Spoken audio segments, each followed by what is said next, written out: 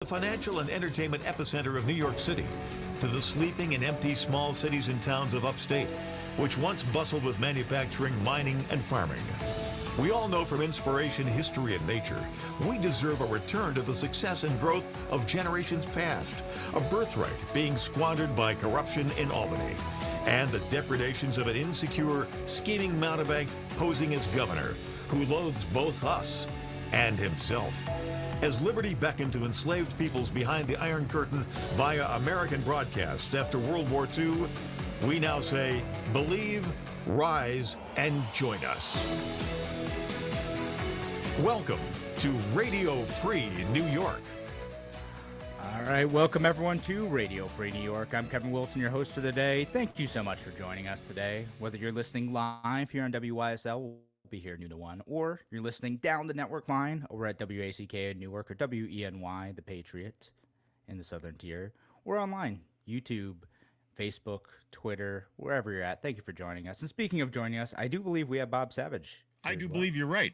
Pardon the way my microphone sounds, because I'm in the Bob D'Angelo bunker this week, just kind of filling in, twisting the knobs, and making sure you and Andrew get on, and throwing in an occasional wisecrack. But I don't know what's up with this microphone. But we'll address that at some later date.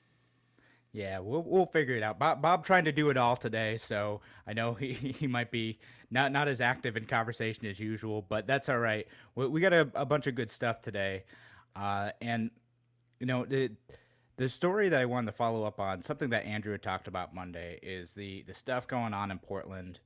There's these videos going around of dudes in fatigues in like unmarked minivans and like a Dodge Chrysler, minivan that you normally see soccer moms driving around, rolling out, picking up protesters, stuffing them in, and then they're off to go get processed, right?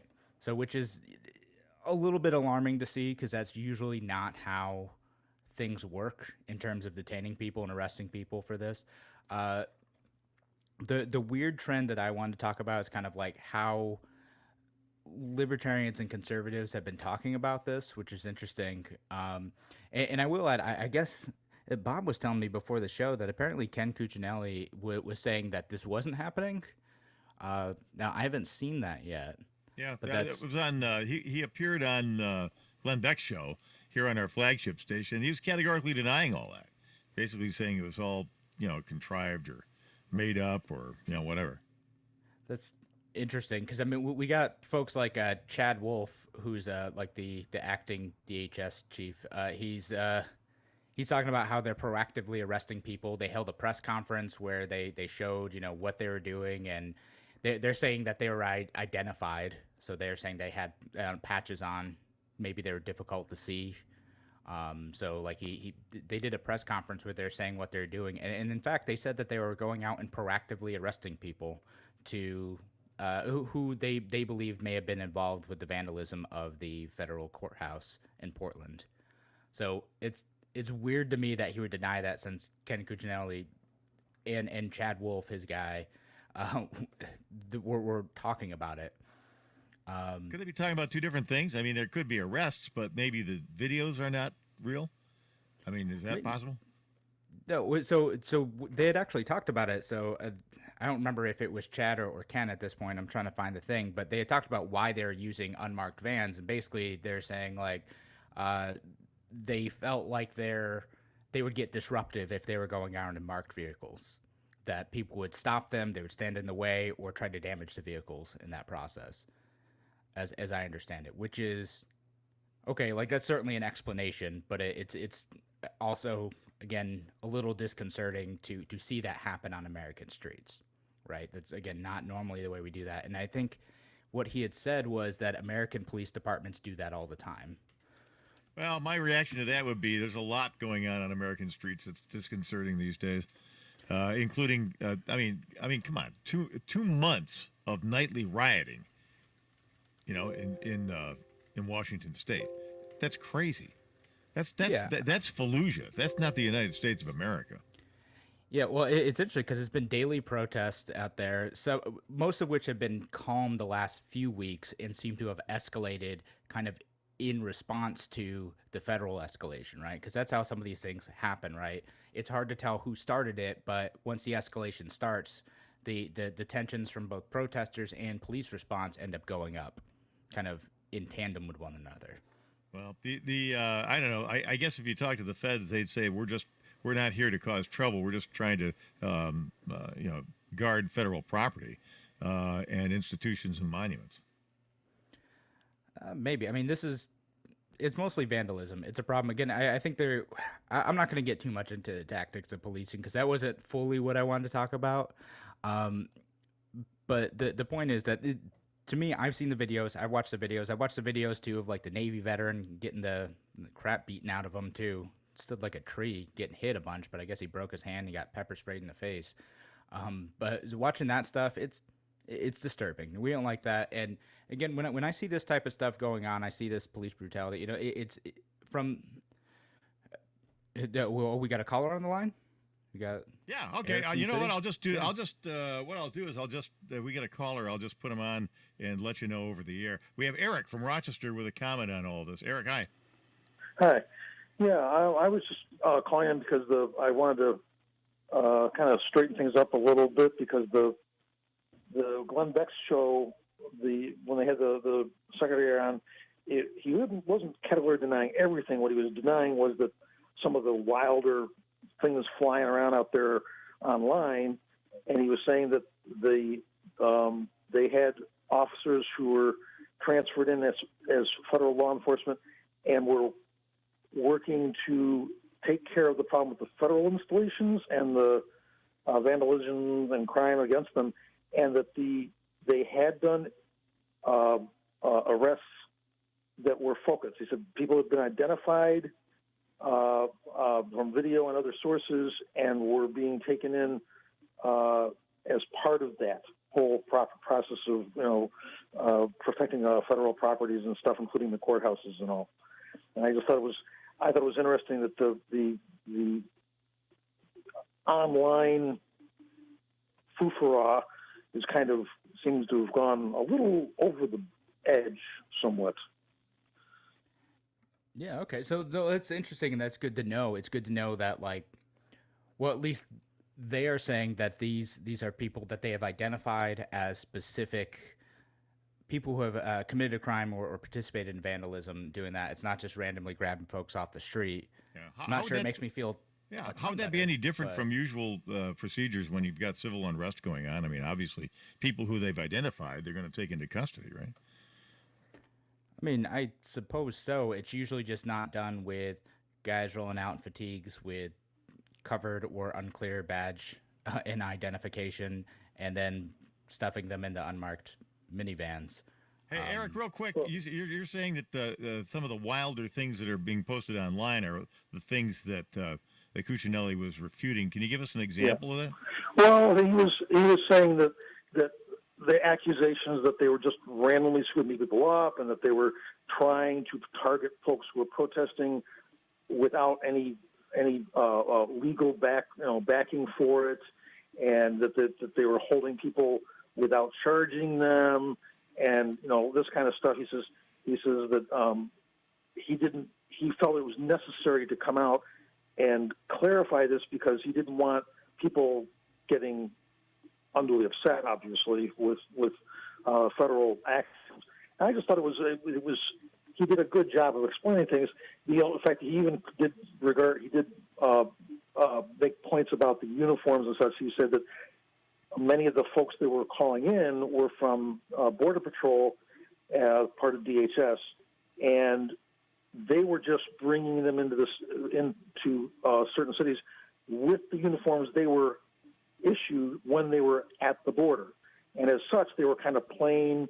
They didn't look like typical law enforcement uniforms. And he says the badges on the shoulders and such sometimes aren't as clear as they are. And I've seen them. I've seen the Border Patrol uniforms and badging and stuff. It is kind of, it's not prominent like a normal law enforcement has brightly colored badges and shoulder insignia and stuff. And it's not this. The Border Patrol folks are a little more subdued in colors and stuff, so it's not as easy to see. Okay, I appreciate the call, Eric. Anything more? No, I just wanted to jump in on that kind of stuff because it is a hot topic right now. I just think there's just too much stuff just flying around randomly out there. Yeah, no question. Thanks. Appreciate the call. 585-346-3000, by the way. If you're listening in the Southern Tier, 1-866-552-1009, Kevin. Yeah, thank you so much again, Eric, for the call. And please call in, participate in this discussion. You know, that's what we love here on Radio Free New York. We love hearing from you. So give us a call, or if you're listening online, comment there too. And we'll be back talking about this just a little bit more in the next segment too.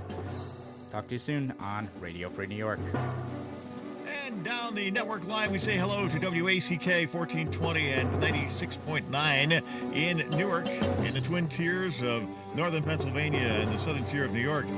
It's WENY, The Patriot, 1230 and 1450 and 106.9.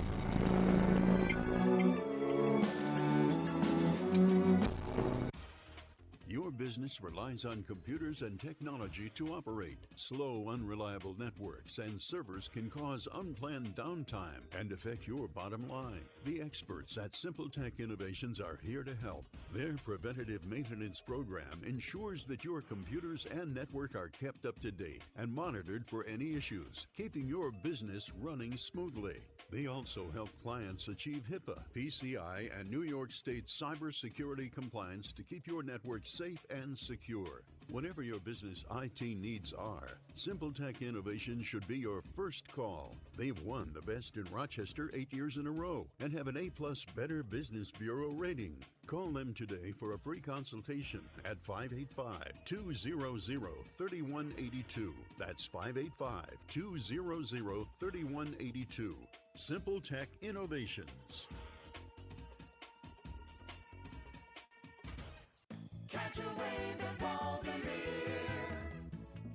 Waterworld opens daily at 11 with a giant wave pool, water playgrounds, relaxing river, and exciting body and tube slides like the incredible new 6-lane Rally Racer. The Rally Racer is the longest, fastest slide in Waterworld. Come experience the excitement as you race your family and friends. And Waldemere opens at noon with a variety of thrill rides and family rides like the exciting new Whirlwind spinning coaster. Due to COVID-19 restrictions, Waldemere is limited to 50% capacity, so there's no free admission.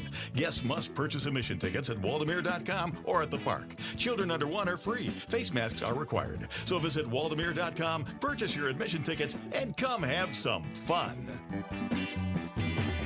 Catch a wave, catch a day at Baltimore. Your wet and wild summer getaway. Excitement waits for you at Baltimore. Baltimore in Erie, PA. Why do businesses choose to move their website from Wix and Squarespace to Simple Tech Innovations? Maybe it's their excellent customer service or attention to detail. Maybe it's their ability to give a truly customized solution. Or perhaps they just like the fact that Simple Tech is a local small business that builds great relationships with its clients. Whatever the reason may be, you can rest assured knowing that the local team at Simple Tech has your best interest in mind when building or updating your website. They're hands-on and love helping customers achieve their goals. But don't take my word for it. They've won the Best in Rochester 8 years in a row and have an A+ Better Business Bureau rating. If your website doesn't match your dreams or isn't achieving your goals, give the professionals at Simple Tech Innovations a call today for a consultation at 585-200-3182. That's 585-200-3182. Simple Tech Innovations. You're listening to Radio Free New York. All right, welcome back to Radio Free New York. Thanks everyone for listening today. I'm Kevin Wilson, your host for today, joined by Bob Savage in the producer cave at WYSL. And doing it all. Yep. Yeah, we're sweeping the floors up happen here. Yeah, making the coffee and talking on the air and laughing and scratching. Yep, Bob Savage handling it all like a champ. That's why he's the best. Oh, shucks. So we were talking about what's going on in Portland, and Eric, thanks so much for the call. And if anyone else would like to call in, 585-346-3000 or comment online. And I did want to make a couple points because there's this meme going around about the justification for why this type of stuff is happening important, right? Like assuming that it's as bad as it looks, right? And people are saying, oh, well, the NDAA, the National Defense Appropriation Act, that President Obama signed into law, which allows for the indefinite detention of Americans who are identified as terrorists without trial. So that is very concerning. That's not really what they're using here, though. And so that might be in part what Ken Cuccinelli is trying to clear up is rumors like that they're using that justification under the 2012 National Defense Appropriation Act to do that. Now that's something we should definitely get rid of. It is very concerning. I don't know that it's really been used against American citizens yet, but that's not what's going on here. The justification for what's going on here is actually like related to the creation of the Department of Homeland Security in the first place, the kind of collaboration among agencies that into one super agency that ended up happening after 9/11. And under that justification, the Department of Homeland Security is able to go in and assist with normal policing actions in areas where local or state governments ask for assistance. What's happening in this situation is that the state and local governments are saying, no, we don't want this assistance, please go away. And the Department of Homeland Security is saying, well, the situation's out of control, so we're going to go in and do this anyway. And they're justifying it under the fact that the federal courthouse there and the IRS building are the ones who are being vandalized and whatnot. So they're saying we have a right to defend our property, so that's why we're bringing in Border Patrol agents to go and arrest protesters for vandalizing the federal courthouse. And it is concerning in the sense that, and I think you and Andrew hit on this Monday, that normally the federal government should not be doing what would otherwise be considered a normal law enforcement action, like dealing with protests and dealing with vandalism. So it is an alarming escalation and expansion of federal police power that has kind of been around before, but people are kind of seeing that in stark contrast now in light of a discussion around police abuse.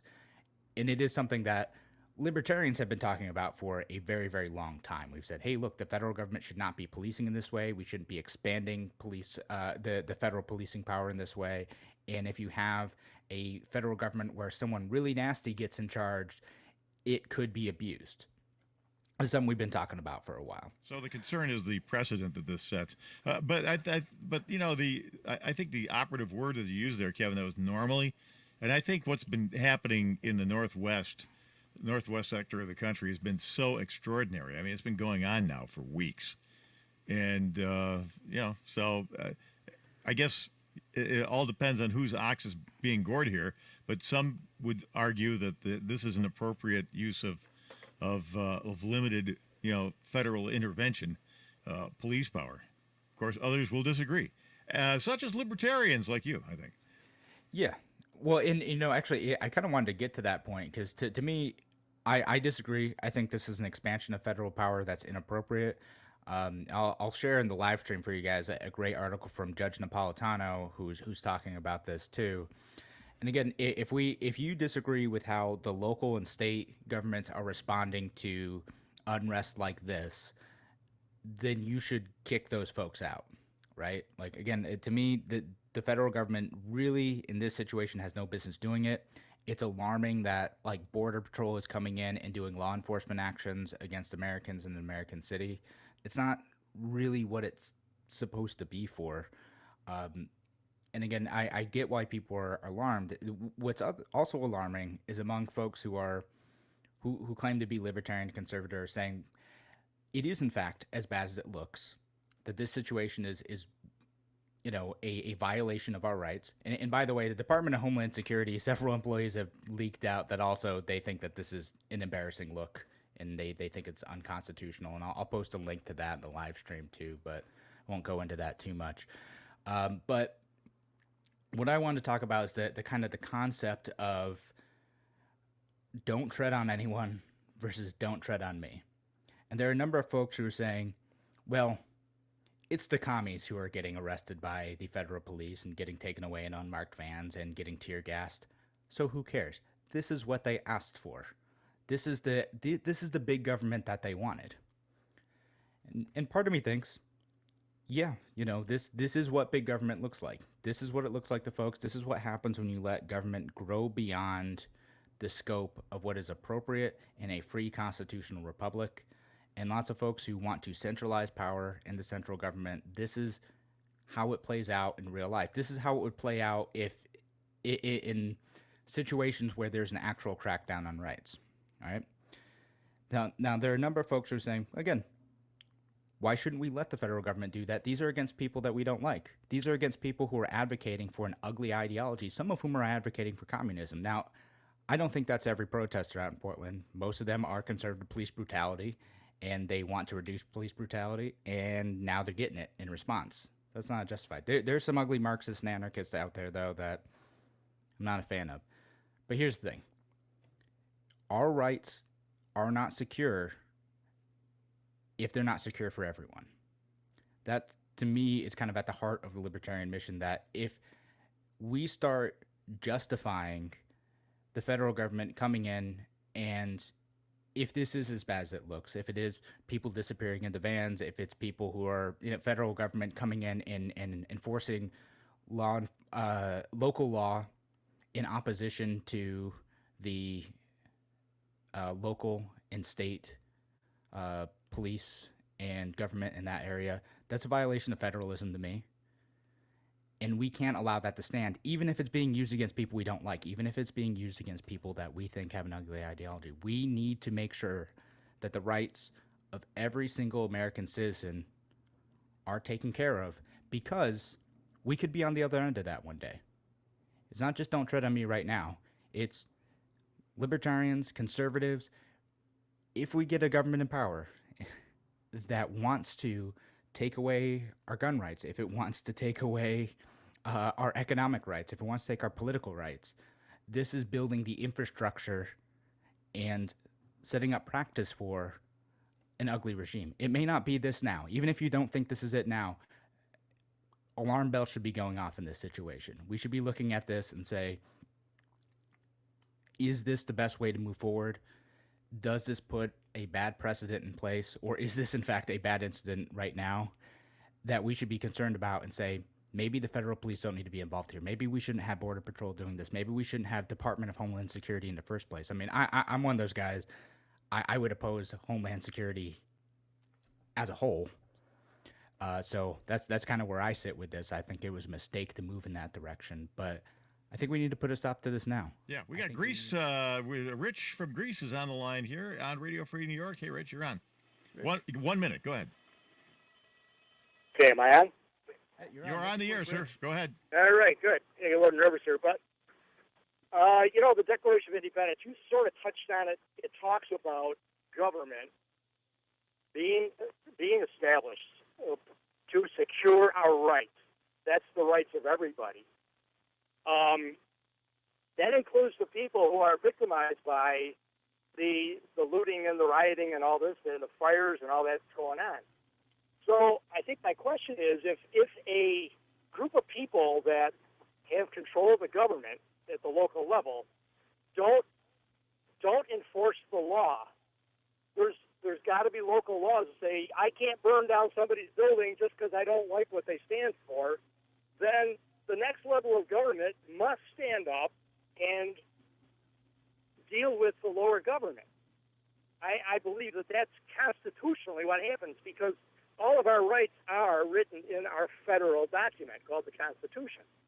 So ultimately, it does become a federal responsibility to secure the rights of everybody, based on the fact that our Second Amendment and every other right that's enumerated in our Constitution gets enforced. So it is for everybody.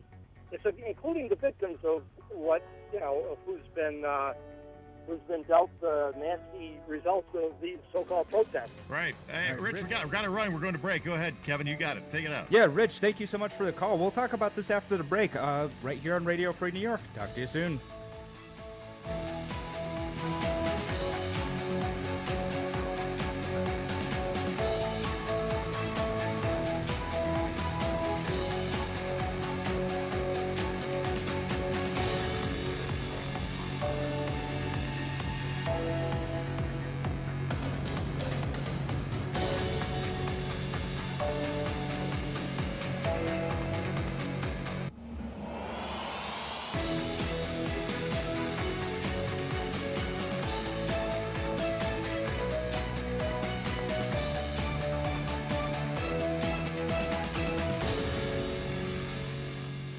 Now, more than twice the power. WYSL. More powerful FM 92.1, FM 95.5 West, and 1040 AM WYSL Avon Rochester.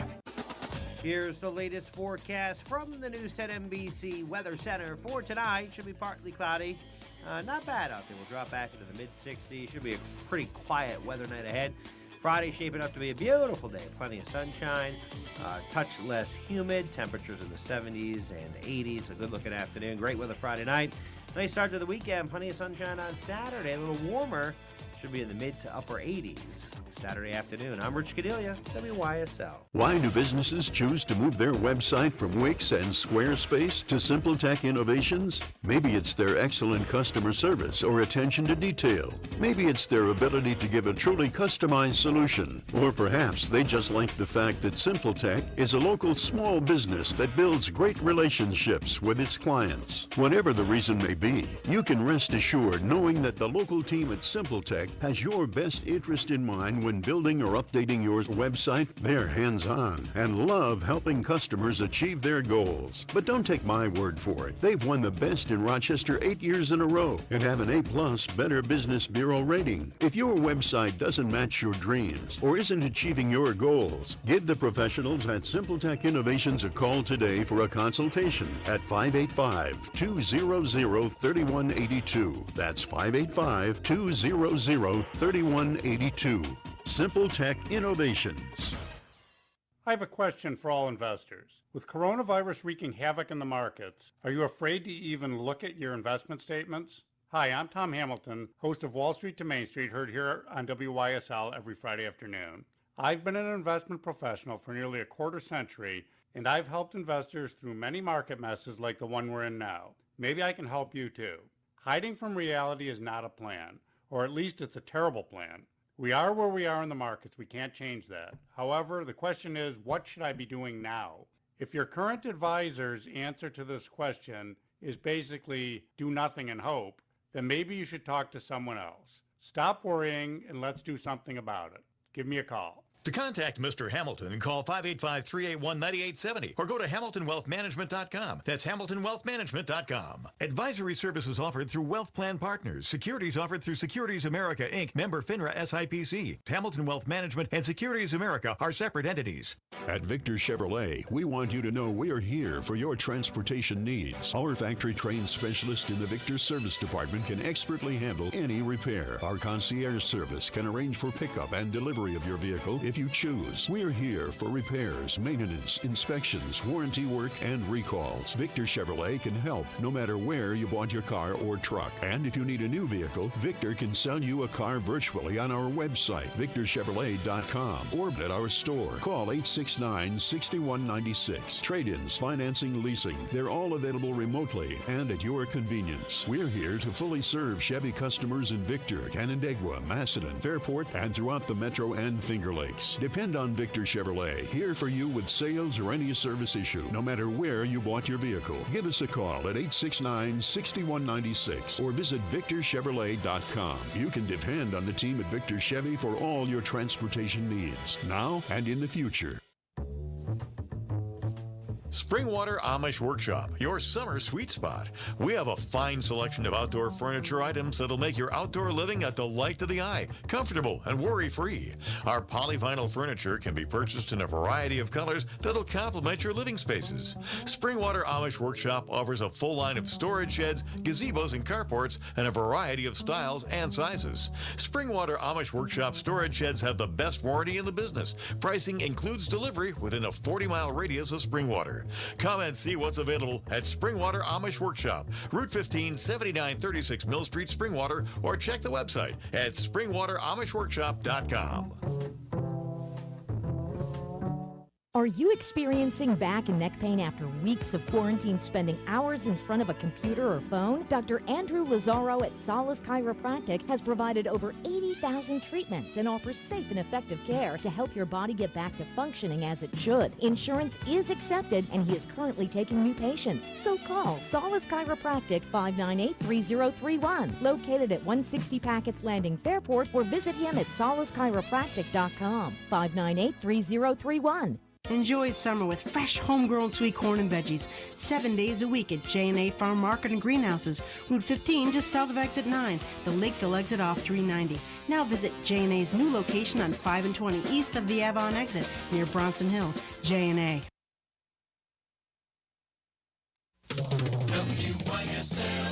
Why do businesses choose? All right, welcome back to Radio Free New York. And thanks again, everyone who's calling in today and leaving comments and questions. We'll try to get to Rich's question. He had brought up the point, and I think it's a totally fair point to say that governments are here to secure our rights. And, you know, to me, that means the right to life, liberty, and property. And if the government isn't able to protect your right to life, liberty, and property from incursion from other people or other governments, then they're no longer doing their job. So what I think Rich is arguing is that if a local government is failing to secure the property rights of people in Portland, then it is just for the federal government to come in and ensure the security of that right to property in that area. So, you think I got that down, Bob? I feel like I gave a good. Sounds right to me, but for some reason, I'm kind of suspecting that you don't agree with that. I think that is a very dangerous road to go down, and I think Rich's point is well taken, and I appreciate it. You know, and I will say this: I disagree with the protesters who say that property damage isn't violence.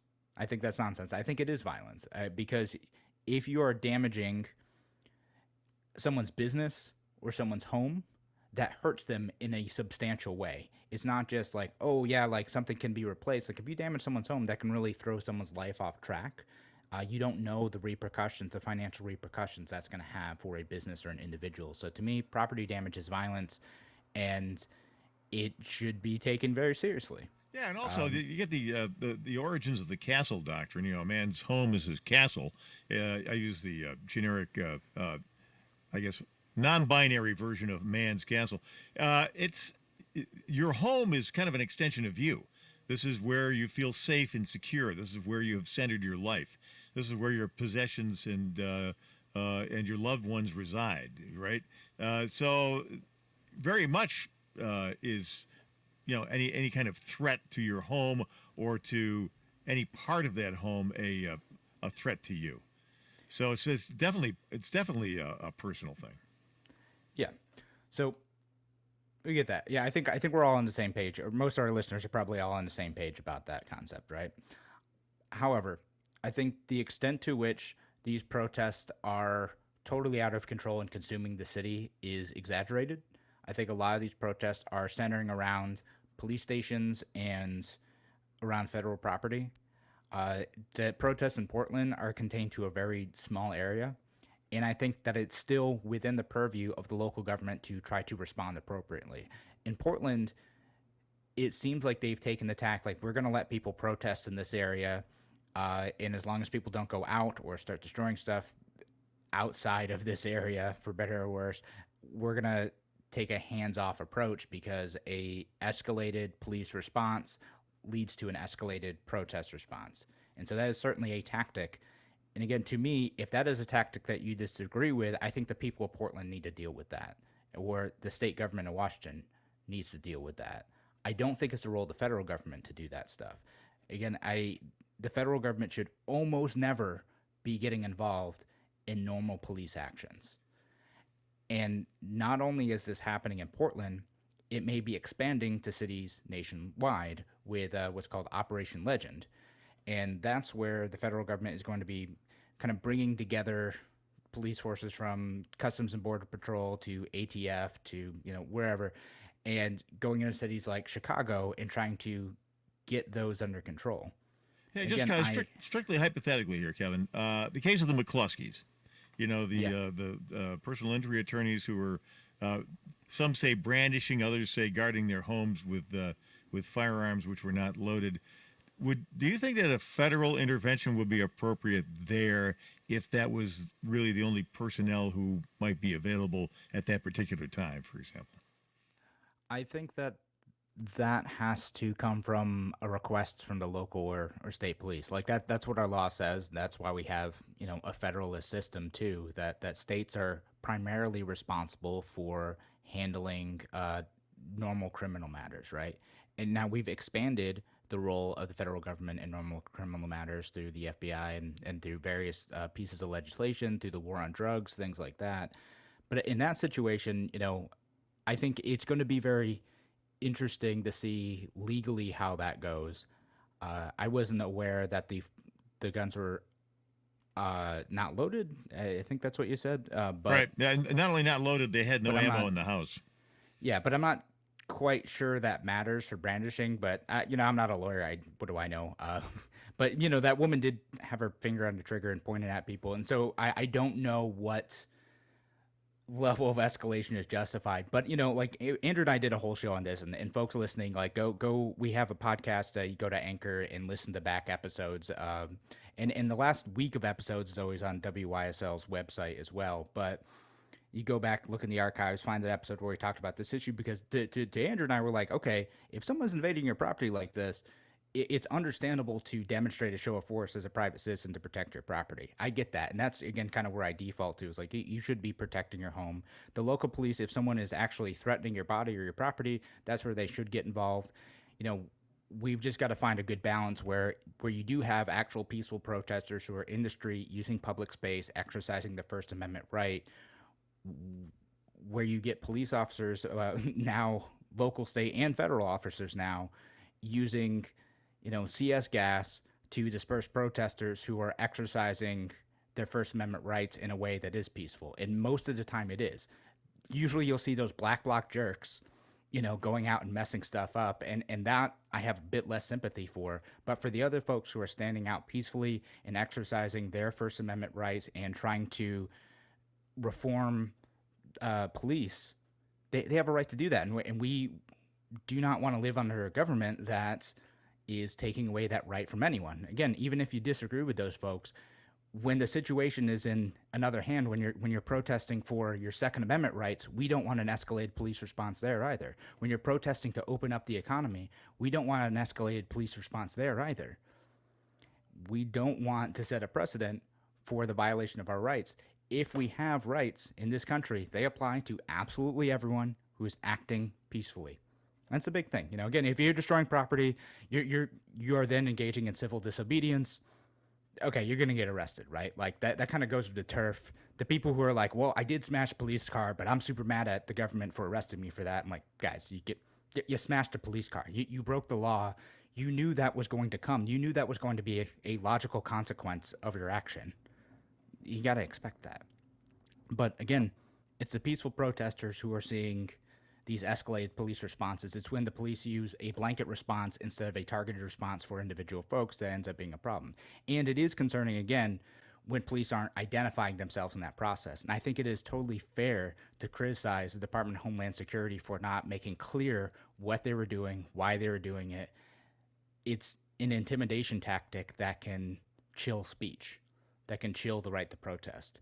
And it's a dangerous step. We don't want that happening on American streets. We're a free country where that type of stuff is not supposed to happen.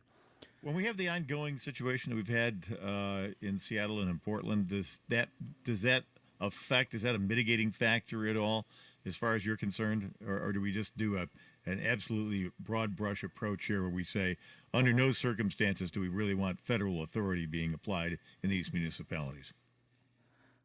Again, what the law says is that the federal police can protect their own property. They can do that. And they can only come in when the state and local government ask for assistance. And again, I don't think the situation in Portland is being portrayed accurately in some parts of the media, because it's interesting, because I watch kind of both sides of this. I think a situation like Chaz, I get why the local police cleared those guys out. Like, okay, cool, that was fine for a bit, but you need to operate your business. People are destroying property. Not cool. Police got those folks out of there, ended it. But I know we're out of time for this segment, and we're on a roll now, but we'll talk a little bit more about this. And I want to talk about the National Defense Appropriation Act just a teeny bit in the next segment here on Radio Free New York. Talk to you again in a few minutes.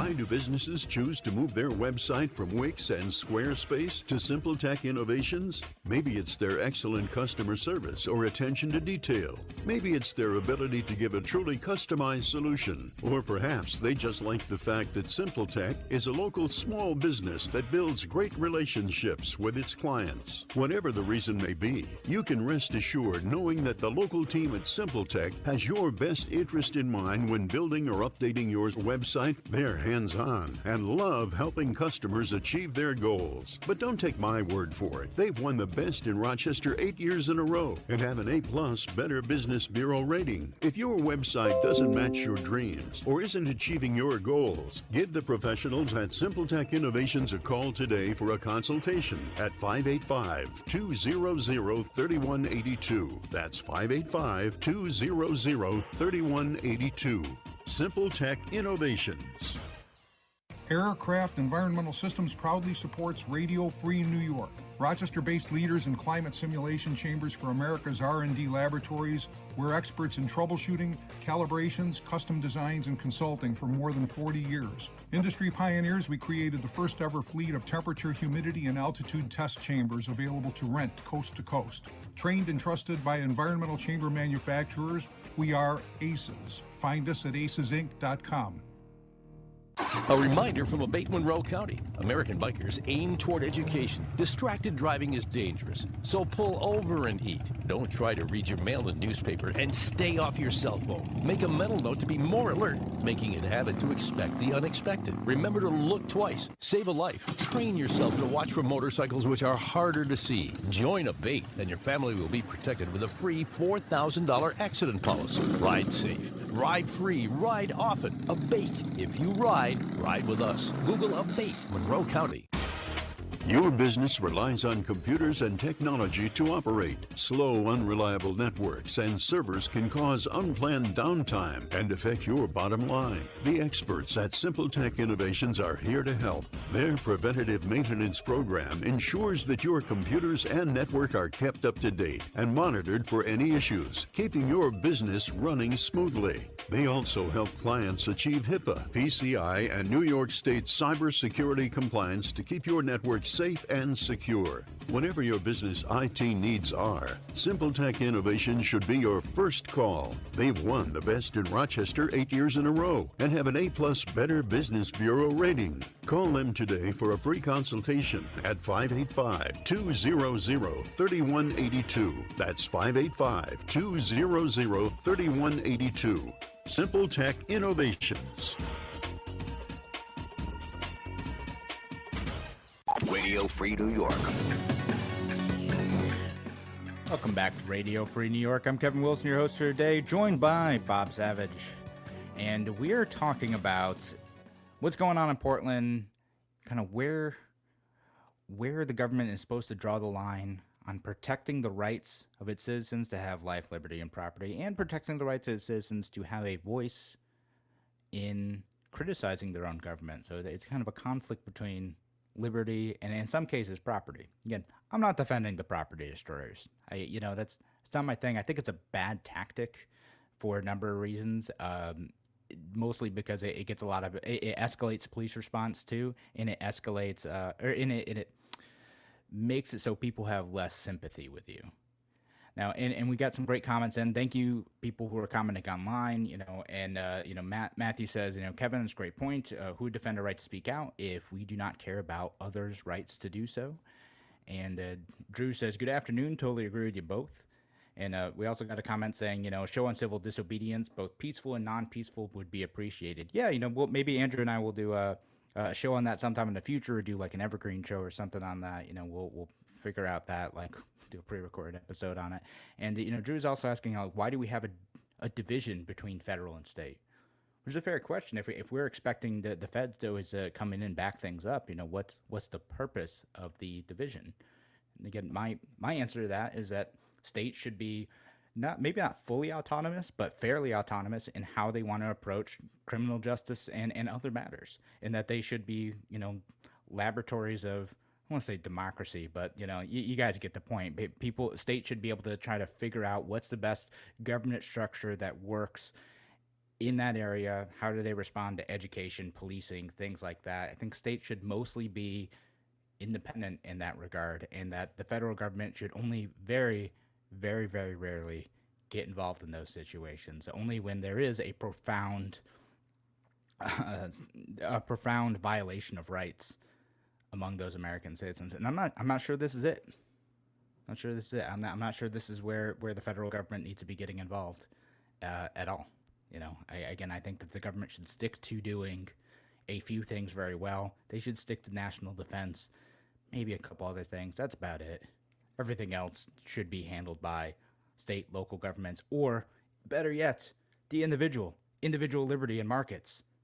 That's where I'm at.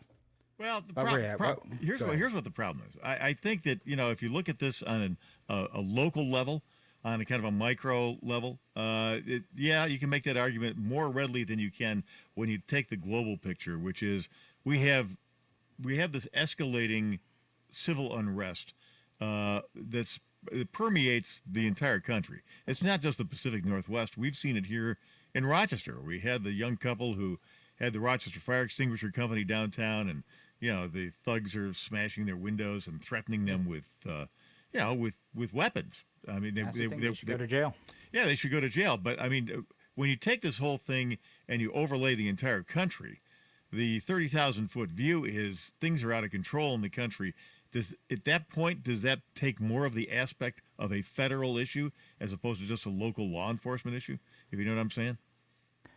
To me, the federal government can't create a one-size-fits-all response that's going to be appropriate for the situation that's on the ground, right? Like, most of the time, the police department is going to understand the unique dynamics, or the community itself is going to understand the unique dynamics that are leading to escalations in violence and unrest. The federal government coming in is going to come in like a sledgehammer. It's going to come in, it's going to mess stuff up, it's going to violate people's rights, and it's doing something that is blatantly unconstitutional for me. And but it's not just a constitutional aspect of it, it's the consequential act of it. It's, again, the federal government shouldn't be doing that, and they're going to do it wrong, and they're going to violate people's rights in the process. The state and local governments need to figure out what's going on in their areas, respond to them effectively, and it's not going to be the same response everywhere. Sometimes people are going to take a hands-off approach, and the process will fizzle out. Sometimes they'll take a reform-based approach. Okay, we are doing this stuff wrong. We should fix this stuff. And sometimes you do need a harder approach. That's what it is. And if a state or local government asks for help in this matter, then, then maybe that's justified. And that has been used sometimes before. But, I think that should also be done pretty rarely. And what's interesting is Drew's asking, can my state protect me from an authoritarian government? I assume you mean like a national level government, but I don't know. Legally, maybe not. They could do some things to resist, though, to just say, we're not going to cooperate with federal forces. And that's where you see things like sanctuary cities, is that's not cooperating with federal police on immigration matters. So that's what that looks like in practice. Oh, yeah. So I'm getting a bunch of comments in right now about that type of stuff. But anyway, I think that in this situation, the best approach is usually to let people protest, let people have their voices heard.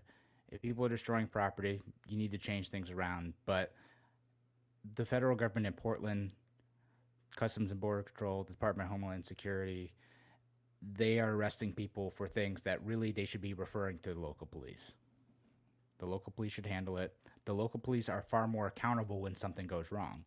If there is an abuse of rights by Customs and Border Control or Department of Homeland Security or ATF or any of those, is a much more difficult process to hold folks accountable because we have a massive federal bureaucracy, hundreds of members of Congress and the president too. It's much harder for that organization to be held accountable when something goes wrong. I would rather that be local government most of the time. Yeah, keep it as close as you possibly can. So what happens in the case of Border Patrol, for example, taking somebody into custody in St. Louis, okay, where the McCluskeys are? Are they now in federal custody, or do they get turned over to local authorities?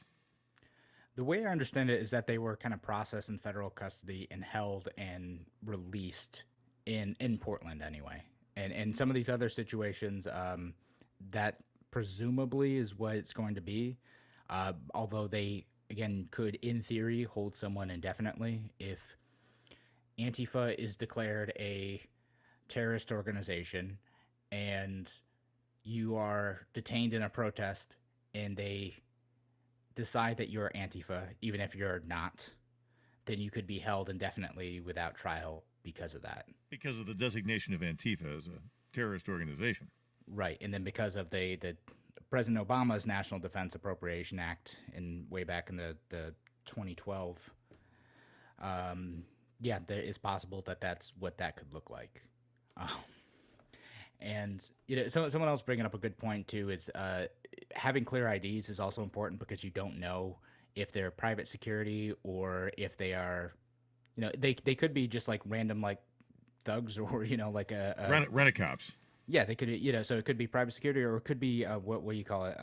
It could be like a militia organization too that doesn't have any accountability to government. Like, so it's very important to know, like, if someone in fatigues rolls up on you, you need to know, like, what's my response going to be? If this is a government person, maybe I respond a bit differently than this is just some random dude who's kidnapping me, and I think that's a valid concern. I think that's something other people have brought up. Like, you don't know who these guys are. They can't be identified clearly. It could be just folks kidnapping you who are going to beat the crap out of you or kill you. And that's what their intention is. And so having that clear identification and that process helps people know, okay, if I'm witnessing this, where's my friend being taken? Who is taking them? What's likely to happen? All that stuff. And then can I get a lawyer to them to make sure that there's someone there to make sure that their rights are respected in that process. Again, I think that the identification thing, I think the Department of Homeland Security really is just, it's not a good look. It's not, I don't think it's constitutional. I don't know if I'm going to win on that, right? But overall, I think it's going to escalate things. I think that this is going to make people more tense. I think it's going to result in more protests. I think you're going to get more unrest and possibly violence because of the escalated police response to this. If it comes to other cities, if this starts happening, I think there's going to be much bigger protests in response to it than there might have otherwise been, because you were starting to see in a lot of cities the Black Lives Matter protests die down a little bit. I know Portland was the exception, but even then they had died down a little bit. But I don't know, we'll see. Not dying down in Rochester. Supposedly we're going to have our expressway blocked again on Friday afternoon. Oh yeah, tomorrow. Yeah, we'll see how that goes. It's interesting. I don't think we talked about that on this show, but maybe we're going to have to talk about that tomorrow here on Radio Free New York. We'll be back noon tomorrow. Listen in. Talk to you then.